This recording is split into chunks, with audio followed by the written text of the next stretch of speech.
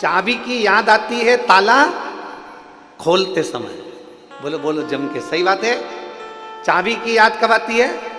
ताला खोलते समय। चश्मे की याद आती है अखबार किताब पढ़ते समय।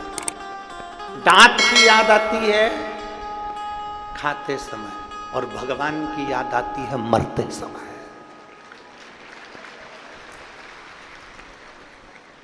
अंत समय में याद किया जाता है परमात्मा को, अंत समय में।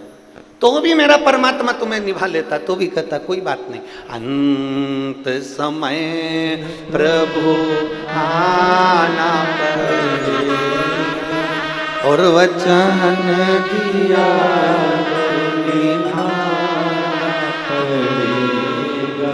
आए ना आए प्रभु कुटुंब कबीला, अंत समय प्रभु आना पड़ेगा, वचन दिया तो निभाना पड़ेगा।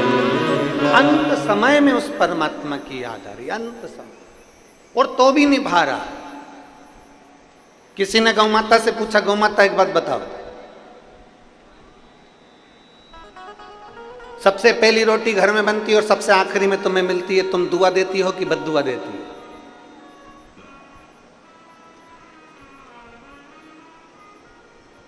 सब चाय पी लें, बहुएं सब चौके में बैठ के, रसोई घर में बैठ के चाय पी ले, और आखिरी में सास की याद आई और फिर चाय देखी आई। बोलो जरा जम के, सास खाए बिना रह जाए पर बोले बिना नहीं रह सकती। आखिरी में तो सास कही देती है, तुम ही ढसक लो।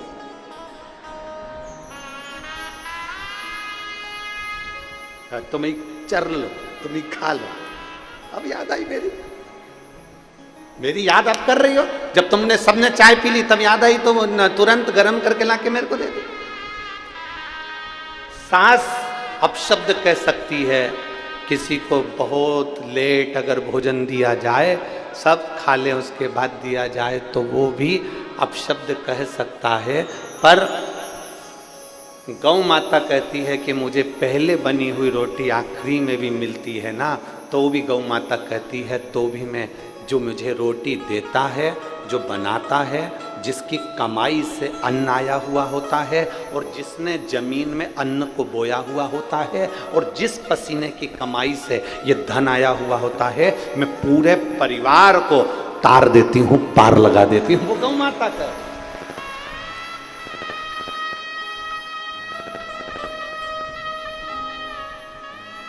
वो गौ माता।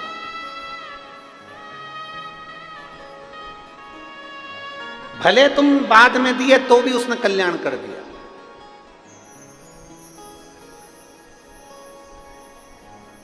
कल हमसे किसी ने एक प्रश्न किया था कि गुरुजी, आजकल लोग नकली का दिखावा बहुत करते हैं, मस्तक पे चंदन लगा लेंगे, बाल बढ़ा लेंगे, त्रिपुंडा लगा लेंगे, गले में रुद्राक्ष पहन लेंगे, और कितना कितना भस्मी रमा लें, और कितना दिखावा करते हैं आज के ज़माने में।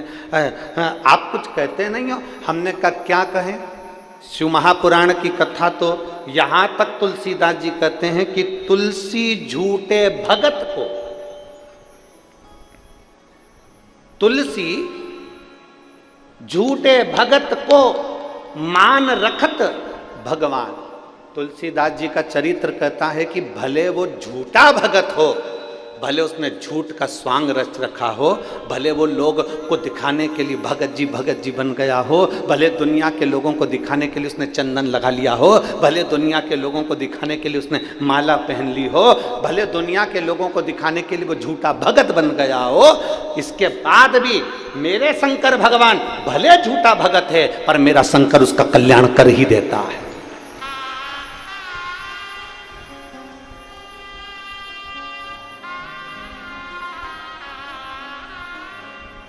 तुम सच में भगवान की भक्ति करो, चाहे झूठ में करो।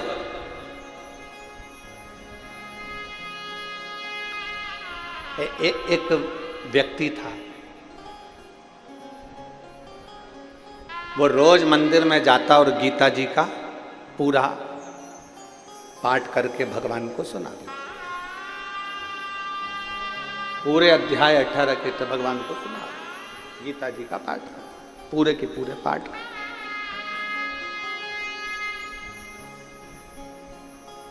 अब जो गीता जी थी वो पूरी संस्कृत में थी और वो जो व्यक्ति था उसको संस्कृत आती नहीं थी, तो बस वो तो जो उसमें मिल जाता वो उसको पाठ पढ़ देता और सुना देता। भगवान को पाठ करके सुनाता।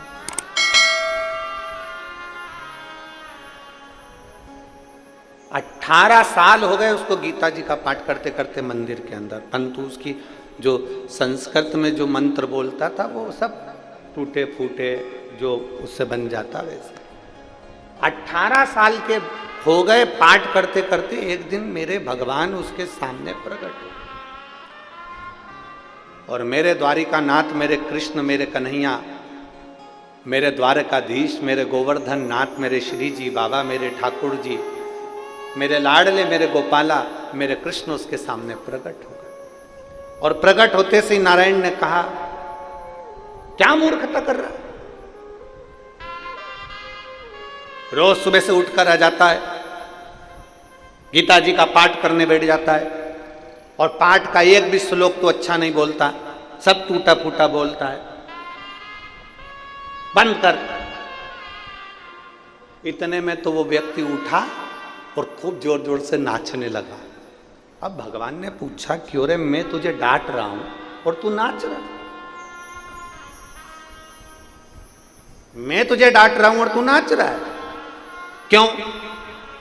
वो व्यक्ति बोला, मैं तो हमेशा समझता था कि पत्थर की मूर्ति सुनती नहीं है, मैं अगर आड़ा टेढ़ा भी बोलूंगा तो मूर्ति क्या सुनेगी, पर आज मुझे खुशी इस बात की हो रही है, कम से कम तुम ध्यान लगाकर मेरी गीता जी सुनते तो हो।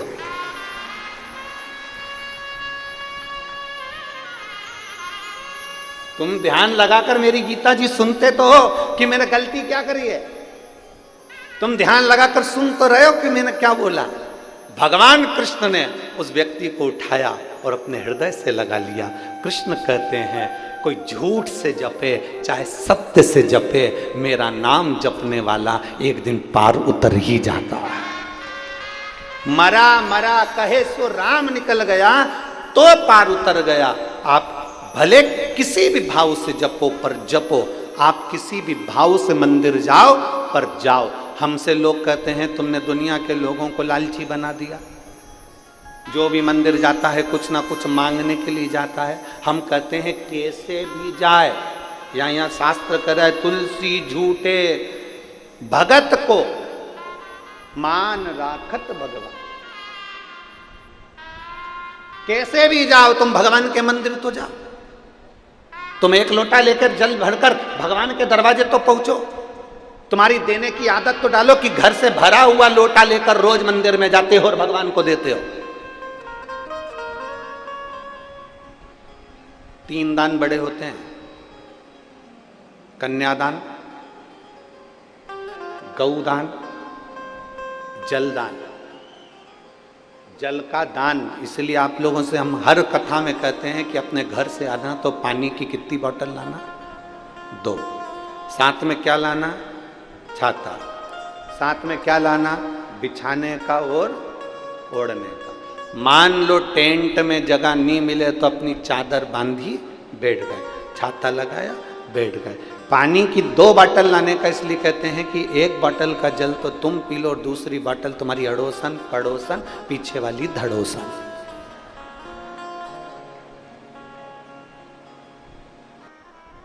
एक मनुष्य देह, एक मानव का शरीर जिसमें पुण्य भी बहुत है और जिसमें पाप भी बहुत है।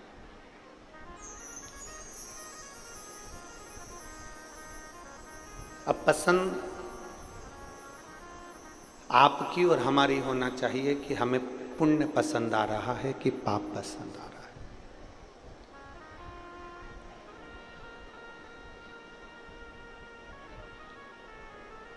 हम कितना पुण्य कर रहे हैं। और हम कितना पाप कर रहे हैं। जितने भी संसार के लोग हैं ना, ये अपने पुण्य को तो गिनते हैं कि मैंने गौ माता को रोटी दी, गाय को रोटी दी, मैंने पुण्य किया। बोलो सही बात है कि गलत है? मैंने भूखे को भोजन कराया, मैंने पुण्य किया। दुनिया के लोग अपने अपने पुण्य को गिनने में लगे हुए हैं कि हमने गौ माता को रोटी दी, पुण्य कमा लिया। हमने कथा सुन ली, पुण्य कमा लिया। हमने शंकर जी के मंदिर में जाकर एक लोटा जल समर्पित कर दिया, पुण्य कमा लिया। ये जितना संसार का मनुष्य है, संसार में रहने वाला प्रत्येक मनुष्य अपने पुण्य को देखता है कि हमने ये पुण्य कमाया। पर शिव महापुराण की कथा कहती है कभी कभी पुण्य के साथ में पाप का भी एक प्रारंभ हो जाता है। कभी कभी पुण्य के साथ में हम पाप भी कर बैठते। सबसे पहली रोटी किसकी बनती है? जम के बोलो जरा। सबको मालूम है, जितने यहाँ बैठे हो परतवाड़ा में, और जितने आस्था चैनल पर सुन रहे हैं, जितने फेसबुक यूट्यूब पर सुन रहे हैं, जितने मोबाइल पर सुन रहे हैं, वो भी जानते हैं कि सबसे पहली रोटी गौ माता की बनती है।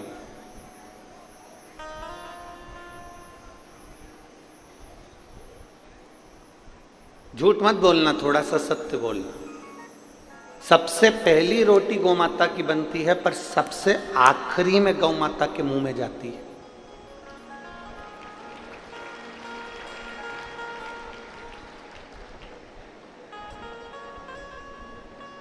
कोई कोई ऐसा होगा जिसके घर में पहली रोटी बनी और गाय के मुख में पहले ही चली गई, पर हम तो नहीं कह सकते। बोलो री जीजियों परतवाड़ा की, सत्य है कि गलत है? और मेरा विश्वास कहता है एक भी जीजी मेरी झूठ बोलने वाली नहीं है, वो सत्य ही बोलेगी कि पहली रोटी गाय की बनती है, पर महाराज जी वो रोटी सबसे पहले गाय के मुख में नहीं जाती है, डब्बे पर रखी रहती है। फिर धीरे धीरे घर का पूरा फैलारा उठ जाता है, सब खाना खाकर चले जाते हैं, भोजन करके चले जाते हैं। तब दोपहर में या शाम के 3-4 बजे जब गाय आती है, तब वो रोटी उसके मुख में जाती। बनी कब थी? सबसे पहले। गई कब? सबसे आखिरी। अब वो रोटी में चींटी हो गई, पानी पड़ गया, थोड़ी कड़ली ठट हो गई, थोड़ी सूख गई, उस पे जो सब्जी या शक्कर या गुड़ रखा था वो भी चींटियों ने घेर लिया। आखिरी में वो गौ माता के मुख में गई। अब पहली रोटी ही अगर बनी थी और वो गाय माता के मुख में चली जाती तो पुण्य 4 गुना मिलता कि नहीं मिलता? बोलो, जम के बोलो जरा। मिलता ना। पर वो गौ माता के मुख में आखिरी में गई है। जैसे रोटी पहली बनी और आखिरी में गाय के मुख में गई, उसी तरह हमारा जीवन है। हम जब ताजी रोटी रहते हैं, छोटा बच्चा रहता है, तो कहते हैं अभी इसकी कोई पढ़ने की उम्र है, अभी कोई इसकी भगवान के भजन करने की उम्र है, अभी कोई इसकी कथा सुनने की उम्र है। हमने वो रोटी को धीरे धीरे सेक कर रख तो दिया, पर वो रोटी धीरे धीरे बढ़ते बढ़ते बढ़ते बढ़ते जब बुढ़ापा आता है, तब लोग कहते हैं कि मैंने बचपन तो गंवा दिया, जवानी गंवा दी, अधेड़ी गंवा दी, पर जो आखिरी बुढ़ापा, तब लोगों के समझ में आता है कि अब मैं बुढ़ापे में भगवान का भजन करूंगी। तो भगवान भी कहता है जब रोटी ताजी थी तब मुझे दी नहीं, और आखिरी में जब ये रोटी पूरी सड़ गई तब तू ला जाकर मुझे दे रही है। तो किस काम? उस रोटी का मतलब क्या?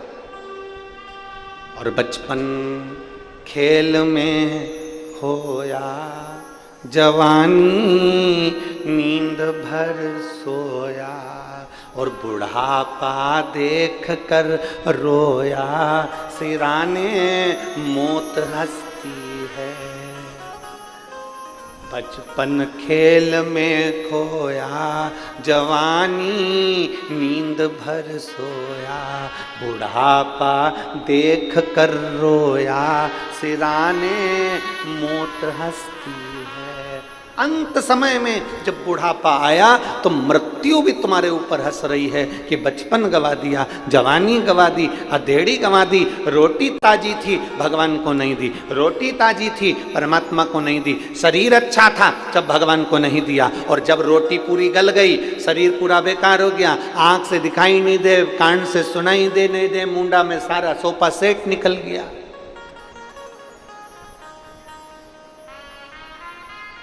बत्तीस सोफा सेट थे, एक भी नहीं बचा, सारा निकल गया। किसी किसी ने तो नकली साजड़ का लगवा रखा है, किसी किसी का सोफा सेट तो फ्रीज में कटोरी में रखा रहता है।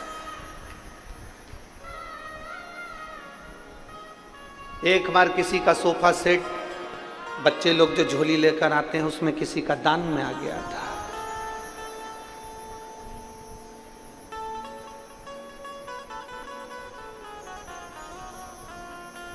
जब घर जाकर वो खोला गया पोट, एक डब्बी, तब उसमें जो सोफा सेट निकला तो राघव बोले, कहने लगे पापा देखो तो सर, ये पहली बार किसी ने कुछ नया गिफ्ट दिया है। जो खोल के देखा तो उसमें पूरी बत्ती सी थी, पूरे दान। और बड़े बड़े विषय, आपके घर से जल का दान होता प्रतिदिन। आपने देना सीख लिया, एक लोटा जल भरते हो और एक लोटा जल भरकर तुरंत शिव जी के मंदिर में जाकर समर्पित करते हो। तुमने देना सीख लिया। और जिसने संसार में देना सीख लिया, मेरे भोलेनाथ भी फिर उसको देना चालू कर देते हैं, फिर उसको रोकते नहीं।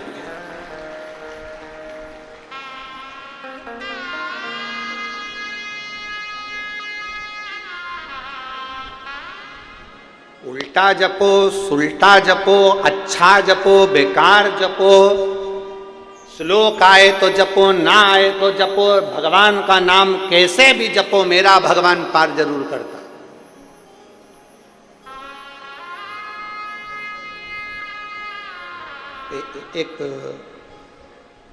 एक व्यक्ति शहर में ठाकुर जी का, भगवान का दर्शन करने के लिए गया।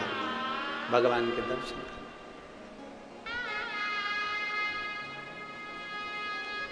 और भगवान का दर्शन करने के लिए जैसे ही भगवान के मंदिर में पहुंचा, वहाँ के पंडित जी बहुत अच्छी स्तुति गा रहे थे। वहाँ के पंडित जी बहुत सुंदर स्तुति गा रहे थे, बहुत सुंदर। पंडित जी बोल रहे थे, विश्वनाथ के श्री चरणों में नयन मेरे अटके। आप भी बोलो एक बार प्रेम से, विश्वनाथ के श्री चरणों में नयन मेरे अटके। फिर से बोलो एक बार, विश्वनाथ के श्री चरणों में नयन मेरे।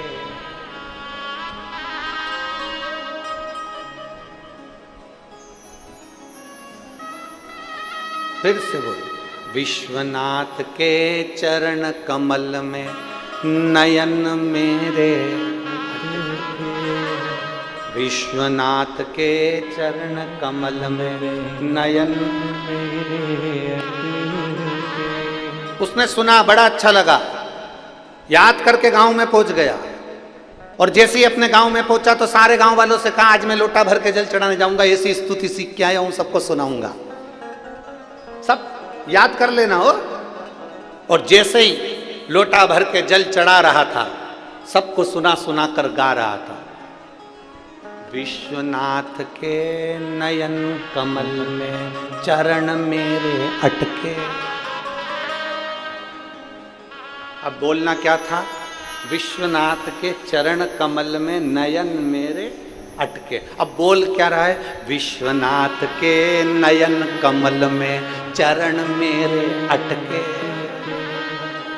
अब वो जल चढ़ाता जाए और सबको सुनाता जाए, विश्वनाथ के नयन कमल में शरण मेरे। बस 3-4 बार वो बोला, और जैसे उसने 3 बार ताली बजे वो बोला बम बम बोले, जैसे ही बोला तो मैंने भोले सामने खड़े हो गए, शंकर भगवान सामने। ये घबरा के पीछे भग गया।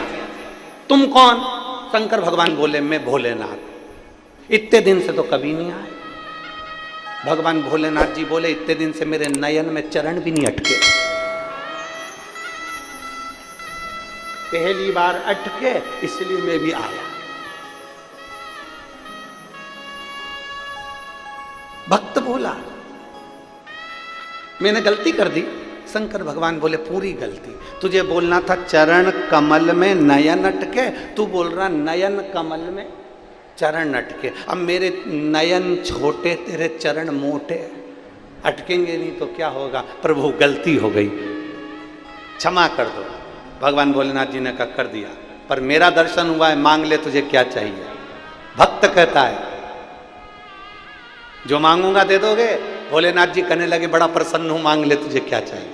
भक्त कहता है जो भी तुम्हारी उल्टी सुल्टी स्तुति करे उसको भी दर्शन दे देना बस, और कुछ भी नहीं चाहिए। अब मांगू तो मांगू क्या। तेरे दरबार से बाबा क्या मांगा जाए, उसकी चौखट पे जाकर क्या मांगे, बस इतना मांग ले कि तेरा दीदार होता है।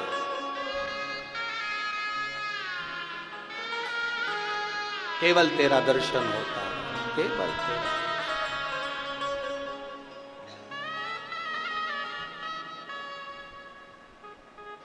अच्छा बोल रहे हो, स्तुति कर रहे हो, ठीक है। मंत्र आया ठीक, नहीं आया ठीक, नाम तो भोलेनाथ जी का ले रहे हो। शिव की स्तुति में आप जैसा भजना चाहो वैसा मिल जाए। शंकर भगवान को आडंबर पसंद नहीं है। तुम्हारे दुनिया के लोग कितना भी आडंबर कर लें, 4 घंटे तक खूब जो आडंबर करना करो। एक साधारण सा भगत आता है, 1 लोटा जल लाता है, शिव जी को चढ़ाता है, बेलपत्री धोता है, वही बेलपत्री शिव जी को चढ़ा देता है, मंदिर की सफाई कर देता है, मंदिर का श्रृंगार कर देता है, उन्हीं चढ़े हुए फूल से ही भगवान को वापिस सजा देता है। वो अपने साथ फूल भी नहीं लाया, जो थे उसी को उठा लिया और वापिस भगवान का श्रृंगार कर दिया। इतने में तो भी मेरा शंकर प्रसन्न है। आप भी साथ में गुनगुनाएंगे। अकाल मृत्यु वो मरे जो काम करे चंडाल का, और काल उसका क्या बिगाड़े जो भक्त हो महाकाल। जो शिव की आराधना कर रहा हो,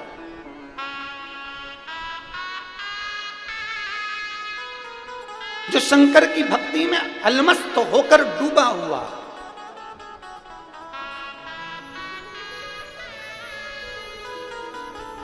एक लोटा जल आप जब देवाधिदेव महादेव को चढ़ाओ तो तुम्हारी चित्त और वृत्ति दोनों शिव में होना चाहिए। कई घंटों का बैठ कर जब तक करने का हम नहीं कहते। हमने आज तक अपने व्यासपीठ से नहीं कहा कि बहुत घंटों तक बैठे रहो। हम तो कहते हैं जितनी देर जल चढ़ा उतनी देर मन बढ़ा। आ जाओ,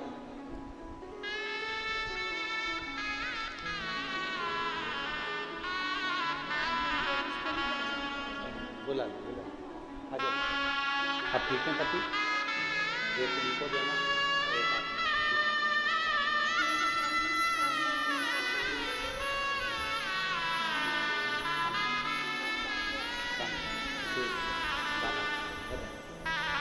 आप ठीक है ना बेटा? और खाली ना जाता कोई दर से तुम्हारे, खाली न जाता कोई दर से तुम्हारे। मैं भी खड़ी हूँ नंदी बाहे पसारे, अपने हृदय से लगा लो गिरा जा रहा हो, उठा लो। अब बहुत घंटों तक भगवान के पास नहीं बैठना है, हमको केवल जब जल चढ़ा रहे हो एक क्षण की चित्तवृत्ति शिव से जोड़ लें। एक क्षण बस हमारा शंकर का हो, शंकर हमारा। पहले की शादियों का स्मरण करेंगे, हम ये बात पहले भी बोल चुके हैं। पुराने समय की शादी और आज की शादी में अंतर है। आज के ज़माने में लड़के को लड़की दिखाई जाती है, लड़की को लड़का दिखाया जाता है, होटल में मिलाया जाता है, बात पक्की करी जाती है, फिर रात्रि को 9 बजे से लेकर 2:30 बजे तक फोन पे बात चल। बोलो सही है? अरे बोलो तो ठीक है। 2-3 महीना कम से कम बात चलती है, दोनों एक साथ घूमने भी जाते हैं। फिर आजकल तो वो कौन सी एक वो हो गई है भगवान, जिसमें फोटो खिंचवाते हैं बहुत सारे, प्री वेडिंग, फिर उसमें भी मिलते जुलते हैं। इतने फोटो खींचे ढेर सारे, 2:30 बजे तक लगे रहे, 2:30 बजे तक लगे रहे और 2.5 साल नहीं टिक पाए। 2.5 साल में अदालत में केस पहुंच गया। जो इतना अच्छा लग रहा था कि तुम्हारे बिना रह नहीं सकती, अब उससे कहती तेरा मुंह नहीं देख सकती।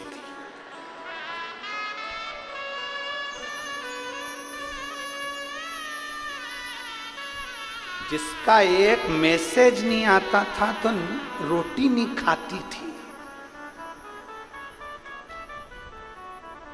अब वो अदालत में कहती है कि ये मेरा दहेज खा गए। अब जरा विचार करिए, एक आज की शादी और एक पुरानी शादी। आज के जमाने में इतना मिला, 2.5 महीने 3 महीने 5 महीने मिले, फोन पे बात करी, होटल में मिले, खाना पीना, चाउमीन, पाव भाजी, छम्मक लड्डू, पानी पतासा, सब कुछ खाया पिया। ये आज की शादी है तो 2.5 साल नहीं टिकी। और एक पुरानी शादी, न लड़के ने लड़की को देखा था, न लड़की ने लड़के को देखा था। केवल लड़की चाय की ट्रे लेकर आई थी, नीचे रखी, इतनी देर में लड़के ने लड़की को देख ली, लड़के ने लड़की को देखा, दोनों की निगाह मिली, लड़की अंदर चली गई, ना पूछा ना ताछा, विवाह पक्का हो गया। और आज तक देख लो, आज तक वो विवाह, हमारे श्री ओम प्रकाश जी को देख लो, हमारे श्री प्रकाश नंद किशोर जी को देख लो, अभी तक टिका है। Old is gold. और यहाँ कई मेरी माताएं बैठी है कुर्सियों पे, बुजुर्ग बुजुर्ग, इतना तपल्लू ले लेके बैठी, इनसे पूछो आज तक टिका है वो संबंध, आज तक टिक रहा है। जिसने देखा ही नहीं था, जो मिला ही नहीं था, ना फोन पे बात हुई थी, ना कोई व्यवहार, केवल एक क्षण निगाह मिली और विवाह पक्का हो गया, 7 जन्म तक निभ रहा है। मेरे शंकर भगवान की कथा भी ये कहती है, घंटों तक महादेव के पास नहीं बैठना, बस एक क्षण नेत्र मिला लो, तुम शिव के और शिव तुम्हारा हो। तुम शिव के और शिव तुम्हारा, एक क्षण बस केवल देखा, ना जी भर के देखा, ना कोई बात की, बड़ी आरज़ू थी मुलाकात की। मेरे महादेव से एक क्षण की मुलाकात कर लीजिए, एक क्षण। मेरे देवाधिदेव महादेव को एक क्षण देख लीजिए। जब जल चढ़ाओ तुम्हारी चित्तवृत्ति शिव में हो, जब जल चढ़ाओ तुम्हारा मन शंकर में हो, फिर कहीं नहीं देखना। पड़ोसन कुछ भी कह रही हो, पड़ोसन कुछ भी कर रही हो, आसपास के लोग कुछ भी कर रहे हो, अपन अपना काम करो। जल चढ़ाया, भगवान का श्रृंगार करा, मंदिर का पूजन करा। कई कई माताएं झगड़ा भी करती है, अब भी मैंने श्रृंगार करा था और तू पानी डाल के चली गई। मैंने अब भी श्रृंगार करा था और तूने पानी डाल दिया। कई कई माताएं झगड़ा करती, नहीं, उसका काम है श्रृंगार करना, तेरा काम है श्रृंगार करना, सामने वाली का काम है पानी डालना।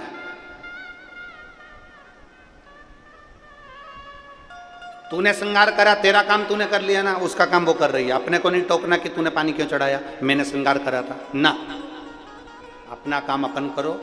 अपन ने बाबा को सजा दिया, श्रृंगार कर दिया, उससे लाड़ लड़ा लिया। अब उसकी मर्जी, वो भोलेनाथ किसको बुलाता है, कौन से जल चढ़वाता है, ये उसके ऊपर। एक क्षण उसका मिलन हो जाए, एक क्षण, एक क्षण, केवल एक क्षण, और ज्यादा नहीं।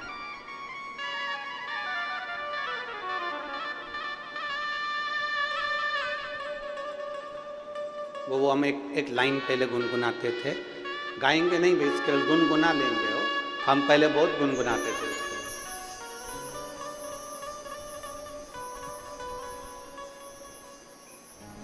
बाकी सी लटक गई, नैनों में अटक गई, कब तुम दर्श दिखाओ ना।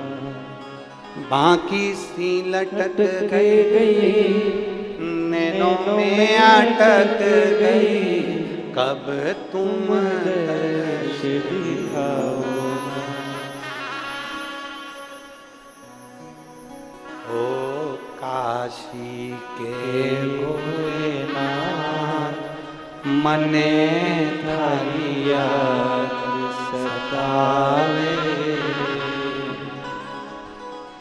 ओ काशी के भोलेनाथ, मने थारी याद सतावे। खींच क्या ना रोके भोलेनाथ, खींच क्या ना रोके भोलेनाथ, मने थारी याद सतावे। ओ काशी के भोलेनाथ, मने थारी याद सतावे। एक क्षण के लिए उसको याद कर लो, एक पल के लिए उसको याद कर लो, और केवल निगाह मिले उतनी देर बहुत।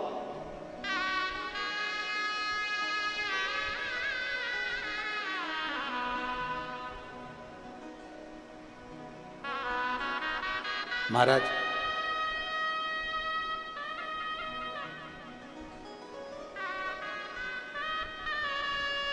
वो कहते हैं ना,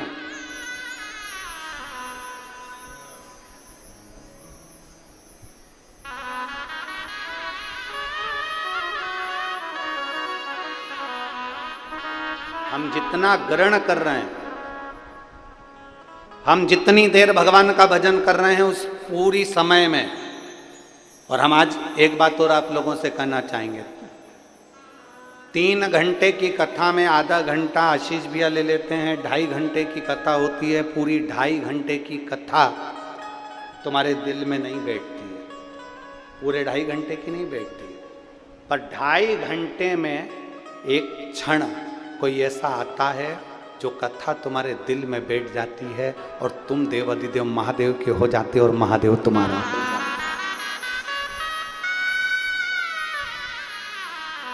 कई लोग कहते हैं गुरुजी कोई जरूरी है क्या सबके हृदय में शंकर बैठेगा?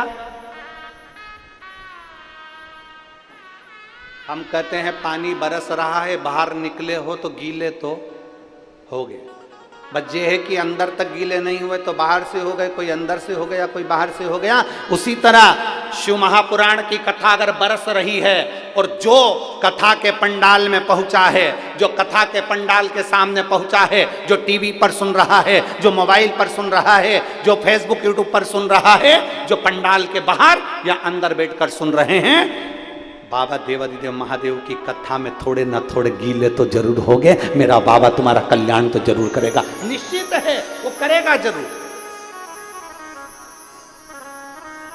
मेरा शंभू तुम्हारा कल्याण जरूर करेगा, ये पक्का, क्योंकि तुम थोड़े ना थोड़े उसमें रमे हो।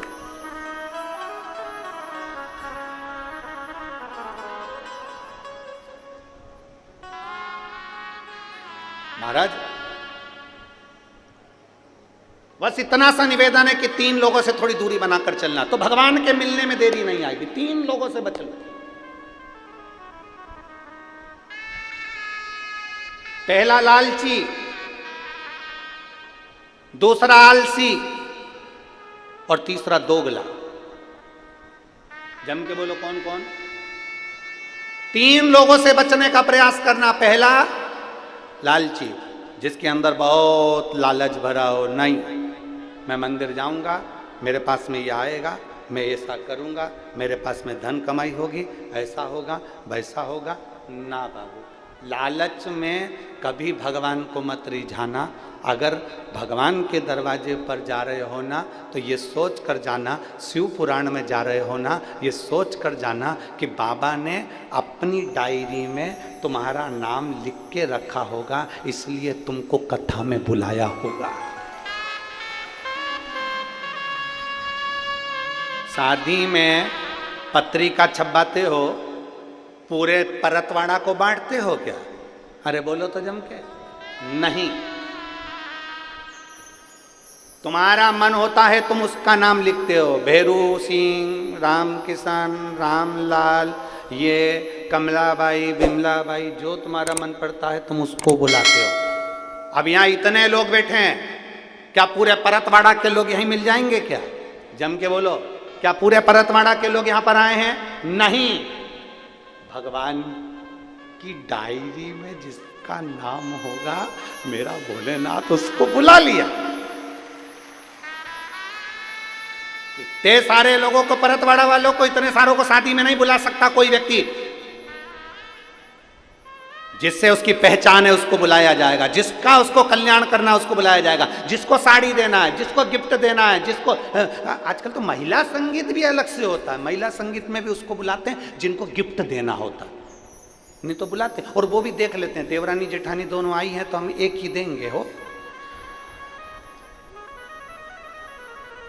गिफ्ट देना है तो देख। माता पूजन के बुलाए हुए में बुलाया तो सोचकर, सत्यनारायण जी की कथा में बुलाया तो सोचकर, किसको बुलाना है किसको नहीं बुलाना है। शादी की सालगिरह है, 25वीं कजन, कौन सी जुबली बोलते हैं? हाँ, सिल्वर, गोल्डन भी होती है। हाँ ठीक है, ऊपर होती नीचे होती है? अच्छा, वही होती है। अब बुलाया, अब जान दो सिल्वर और गोल्डन, अपन तो ये बात करो कि शादी की सालगिरह है और उसमें तुमने बुलाया तो पूरे सबको बुला लिया? नहीं, उसको बुलाया जो आएगा हम उसको रिटर्न गिफ्ट देंगे। तो रिटर्न गिफ्ट जिसको देना है, जिसको हमें सामान देना है, साड़ी देना है, उसी को बुलाया जाता है। उसी तरह मेरा भोलेनाथ अपनी शिव महापुराण की कथा में उसी को बुलाता है जिसको रिटर्न गिफ्ट देना होता है। रिटर्न गिफ्ट देना। और खाली ना जाता कोई दर से तुम्हारे, खाली ना जाता कोई दर से तुम्हारे, मैं भी खड़ी हूँ नंदी बाहे फसारे। रिटर्न गेट कर बड़े भाव के साथ में बोलिए, श्री शिवाय नमस्तुभ्यं, श्री शिवाय नमस्तुभ्यं, श्री शिवाय नमस्तुभ्यं,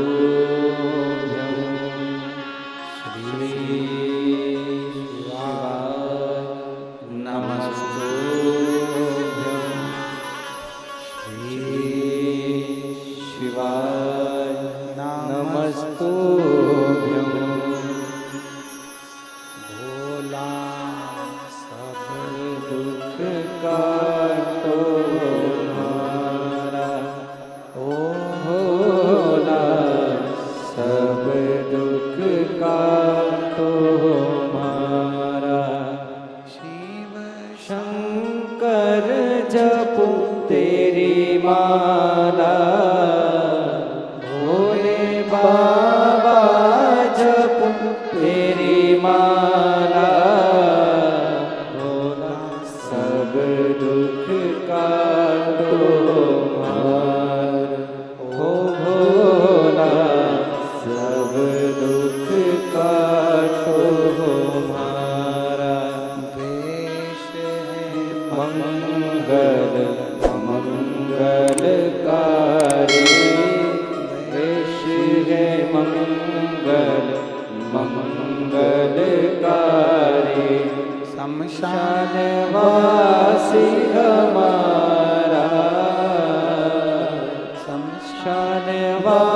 दासी हमारा ओ भोला सब दुख काटो मारा, ओ भोला सब दुख काटो मारा। भगवान शिव की कथा कर रही है, भगवान शंकर का संवाद कर रहा है, शिव महापुराण की कथा कह रही है। 3 लोगों से बचने का प्रयास करना, लालची, आलसी और दोगले। जो आलस में डूबा रहता है ना, वो खुद भी काम नहीं करता और दूसरे को भी नहीं करने देता। जो आलस में डूबा रहता है वो स्वयं भी भजन नहीं करता और दूसरे को भी नहीं करने देता। जो लालच में डूबा होगा वो कहीं ना कहीं से अपने लिए कुछ ना कुछ धन जोड़ने की बात ही करे।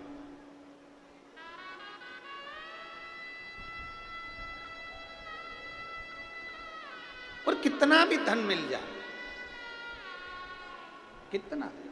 शिव महापुराण की कथा कहती है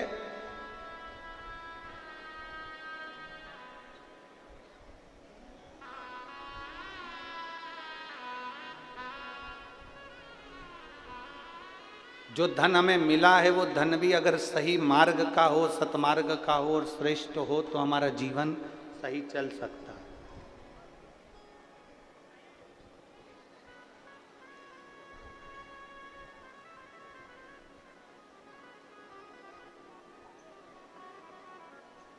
तीन तरह का धन बचाना भी कठिन है महाराज। शिव महापुराण ये भी कहती है 3 जगह का धन बड़ी मुश्किल से बचता है। अगर इनका धन अपने पास में है तो उसके लिए भजन का बल बढ़ाना जरूरी है, भगवान का भजन करना जरूरी है।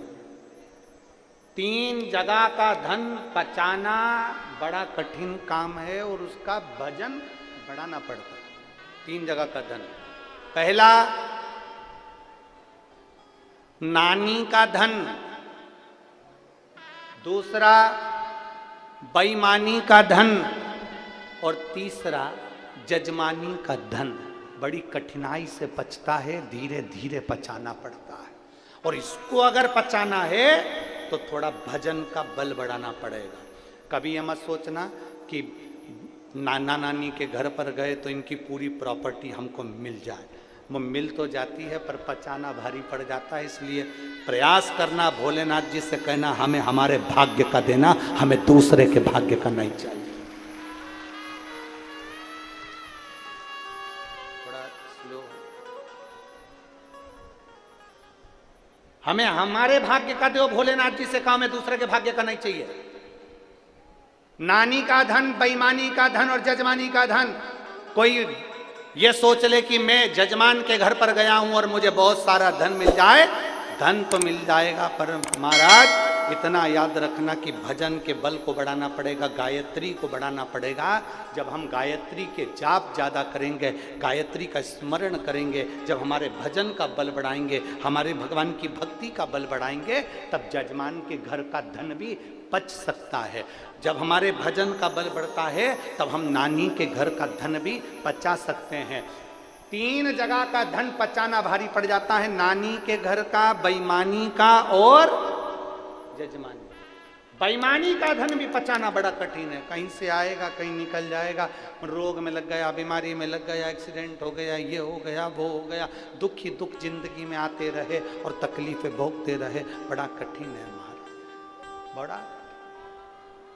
थोड़ा सा आप लोगों को बुरा जरूर लग सकता है कि गुरुजी आप बोल रहे हो नानी के घर का धन तो नाती पंथी के लिए होता है। होता है, मना नहीं है, पर अगर तुम लेकर आए हो, जिद कर कर, झगड़ कर, लड़कर तुम लेकर आ तो गए, परंतु इतना याद रखना कि उस धन का सदुपयोग करने के लिए थोड़ा सा धर्म भी करना, गौ माता की सेवा करना। नानी के यहाँ का धन आया है तो थोड़ा गौ माता की सेवा में लगाओ। नानी के घर का धन आया है तो कहीं ऐसा कार्य करना, कोई गरीब की लड़की हो, उसकी शादी नहीं हो रही हो, पैसा नहीं हो, तो उस गरीब के कन्यादान में भी लगाओ, गरीब के विवाह आदि में भी। कोई बच्चा पढ़ना चाहता है, विद्या लेना चाहता है, एजुकेशन करना चाहता है, उसके पास में विद्या का धन नहीं है, पढ़ने के लिए धन नहीं है, तुम नानी के यहाँ से लाए हो, बेईमानी का धन आया है या कोई धन ज्यादा आ गया, उसमें से थोड़ा सा निकाल कर बच्चे की एजुकेशन में लगा दो।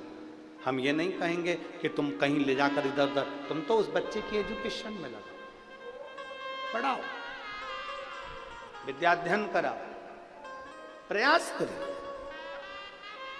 पचाना कठिन है, इसलिए अपने भजन के बल को बढ़ाइए। एक ब्राह्मण, एक साधु, एक सन्यासी, एक तपस्वी, एक साधक, एक उपासक अगर किसी के घर का भोजन भी कर कर आते हैं तो उनको गायत्री का बल बढ़ाना पड़ता है। अगर भोजन कर कर आए हैं ना तो फिर उनको भगवान का भजन का बल बढ़ाना पड़ेगा, गायत्री बढ़ाना पड़ेगी, तब जाकर हम जिसके यहाँ का खा कर आए हैं उसका पच पाए।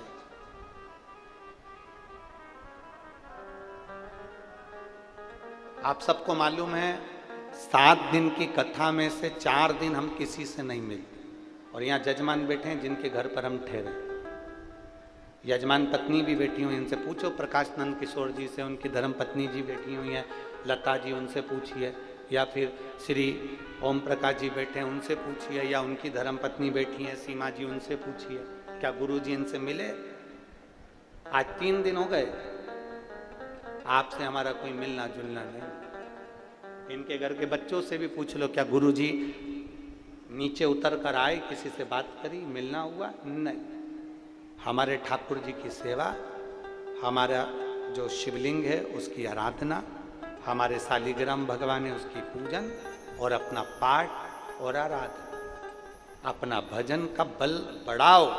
क्योंकि जिनके यहाँ पर ठहरे हैं, अगर हम उनका भोजन कर रहे हैं तो अपने भजन का बल बढ़ेगा, तो जिनके यहाँ पर ठहरे हैं मेरा भोलेनाथ उनकी भी कृपा करता हुआ आगे अग्रण्यता। भजन के बल को बढ़ा।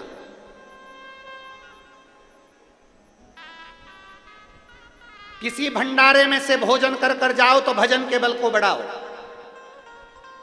शिव महापुराण में आए हो, भंडारे का अगर भोजन कर रहे हो तो भजन का बल बढ़ाना। अपने घर जाना, जाने के बाद में शंकर जी को 1 लोटा जल चढ़ाना प्रारंभ करना, श्री शिवाय नमस्तुभ्यम बोलना प्रारंभ करना, क्योंकि हमने अन्न खाया है तो अपने भजन के बल को बढ़ाएंगे हम। अपने भजन के बल को बढ़ाओ, कैसा भी करो, कैसा भी करो, पर करो। बहुत कठिन में पछता है, बहुत कठिन। शिव महापुराण की कथा कर रही है, भगवान शंकर का चरित्र कर रहा है, शिव महापुराण की कथा कर रही है। भगवान देवाधिदेव महादेव ने समझाने का प्रयास किया ब्रह्मा जी को, देवाधिदेव महादेव ने समझाने का प्रयास किया था देवऋषि नारद को। नारद जी से भी भगवान शंकर ने कह दिया था, नारद तुमने कामदेव पर विजय प्राप्त कर ली, पर इतना याद रखना ये किसी के पास जाकर मत बोलना कि तुमने कामदेव पर विजय प्राप्त कर ली। पर नारद जी नहीं माने, अपने अहम में डूबे थे देवऋषि नारद। अपनी गुणवत्ता दिखाने के लिए भगवान नारायण के पास पहुंचे, और देवऋषि नारद ने भगवान नारायण के पास जाकर कहा, जिसको शंकर भगवान नहीं जीत पाए, जिस कामदेव पर शंकर भगवान विजय प्राप्त नहीं कर पाए, उस कामदेव पर विजय मैंने प्राप्त करी है। भगवान विष्णु के नेत्र से जल बह गया। जिस शंकर की आराधना मैं करता हूं, उस शंकर की निंदा आज देवऋषि नारद के मुख से सुन रहा हूं। शिव महापुराण की कथा कहती है, शंकर की निंदा करने वाला और शंकर की निंदा सुनने वाला, इन दोनों को पशु की योनि मिलती है, इन दोनों को पशु का मुख मिलता है। और हुआ, देवऋषि नारद जी ने भगवान शंकर जी की निंदा कर दी थी, इसलिए बंदर का मुंह लगा था, और भगवान नारायण ने शंकर जी की निंदा सुन ली थी, इसलिए घोड़े का मुंह लगा था। हयग्रीव अवतार हो, कोई निंदा कर रहा है शंकर जी की। और एक और बात अपने भीतर उतार कर रखना, शिव खुद की निंदा सहन कर लेते हैं, शंकर खुद का अपमान सहन कर लेते हैं, पर शंकर अपने भक्त का अपमान कभी सहन नहीं कर पाते हैं। उसका जवाब तो मेरा देवाधिदेव महादेव देता जरूर है, थोड़ा देरी से देता है, पर देता जरूर है। शिव खुद के अपमान का जवाब भले ना देंगे, शंकर अपना अपमान सहन कर लेंगे, शिव अपना अपमान सहन कर सकते हैं पर अपने भक्त का अपमान सहन नहीं कर सकते। उसका जवाब देवाधिदेव महादेव देता है। समय आता है, समय की प्रतीक्षा करना चाहिए। इसलिए बार बार कहते हैं मत बुरे कर्म कर बंदे वरना पछताएगा, भगवान की आंखों से तू बच नहीं पाएगा, तू बच नहीं पाएगा। अरे ओ अज्ञानी मत करना, तेरे कर्म का फल भी तू ही पाएगा, जैसा किया तूने तेरे आगे आएगा। मत बुरे कर्म कर बंदे वरना पछताएगा, भगवान की आंखों से तो बच नहीं पाएगा, तू बच नहीं पाएगा। प्रयास करिए। देवऋषि नारद को समझाया, नारद तुमने कामदेव पर विजय प्राप्त करी पर यह बात मत बोलना। नारद मानने को कहाँ तैयार हो, उन्होंने जाकर बोल दिया भगवान विष्णु को कि शंकर भगवान कामदेव को नहीं जीत पाए थे, मैंने जीता। शंकर भगवान में इतना बल नहीं था जितना बल मुझ में था।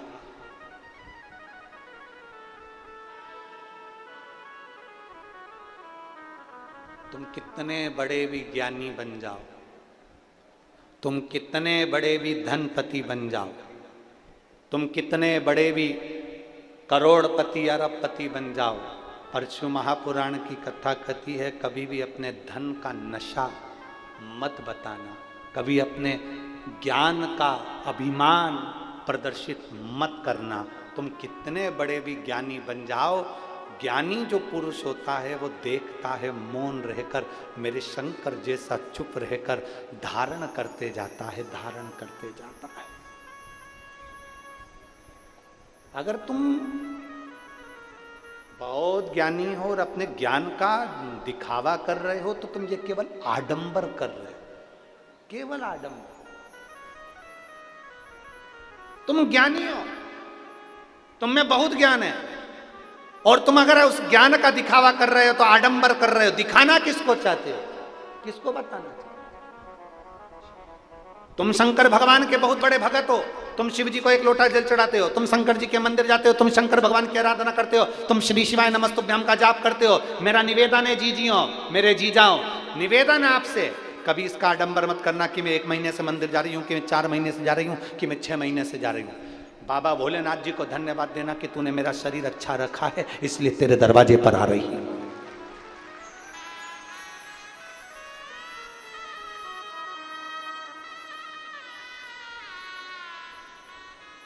भगवान देवाधिदेव महादेव को धन्यवाद दो कि तूने मेरा शरीर अच्छा रखा है, जो तू तेरे दरवाजे पर बुला रहा है। अगर ये शरीर बेकार हो जाता, लकवे जैसी बीमारी हो जाती, पैरालिसिस लग जाता, कोई किडनी, कोई लीवर, कोई कैंसर जैसा रोग, कोई मालूम पड़े ट्यूमर जैसा हो जाता तो लोग पलंग पर पड़े देते, कौन तेरे मंदिर पर आता। भोलेनाथ जी से कहते रहना, बाबा इतनी कृपा बना कर रखना कि मरते दम तक भी तेरे मंदिर पे बुलाते रहना। पलंग पर मत पटकना, जमीन पर मत पटकना, हॉस्पिटल में मत पटकना, तेरे दरवाजे पर बुलाते रहना। इस शरीर को चलाते रहना और तेरी चौखट पर बुलाते रहना। बाबा इस शरीर को दूसरे के अधीन मत करना, बाबा ऐसी कृपा करना कि मैं अपने कपड़ों को खुद पहन सकूं, मेरे कपड़े कोई दूसरे ना पहनाए, ऐसी अधीनता मत देना। हॉस्पिटल में ले जाकर मत पटक देना, कहीं किसी दशा में मत पटक देना। बाबा ऐसी कृपा करना कि मैं अपना काम खुद कर सकूं, अपने शरीर का प्रयोग मैं खुद करूं। चलकर तेरे दरवाजे पर आऊं और फिर निवेदन करूंगा परतवाड़ा की जीजियों से, निवेदन करूंगा फेसबुक यूट्यूब पर कथा सुनने वालों से, निवेदन करूंगा आस्था चैनल पर कथा सुनने वालों से कि भगवान से प्रार्थना करना कि तुम्हारे नजदीक में कथा हो, और अगर भगवान ने तुम्हें 4 व्हीलर गाड़ी दी है, ट्रैक्टर दिया, ट्रॉली दी, गाड़ी दी, पिकअप दी, मोटरसाइकिल दी। भगवान ने तुम्हें साइकिल दी, तुम भगवान ने तुम्हें गाड़ी दी है, तो भगवान से प्रार्थना करना कि मेरे नजदीक में जब कथा हो तो मैं भी 4 लोगों को अपनी गाड़ी में बिठाकर कथा सुनाने के लिए लेकर जाऊं। ऐसी कृपा करना, ऐसी दया करना कि मेरी गाड़ी सत्संग के काम आए। ऐसी दया तू करना, ऐसी कृपा।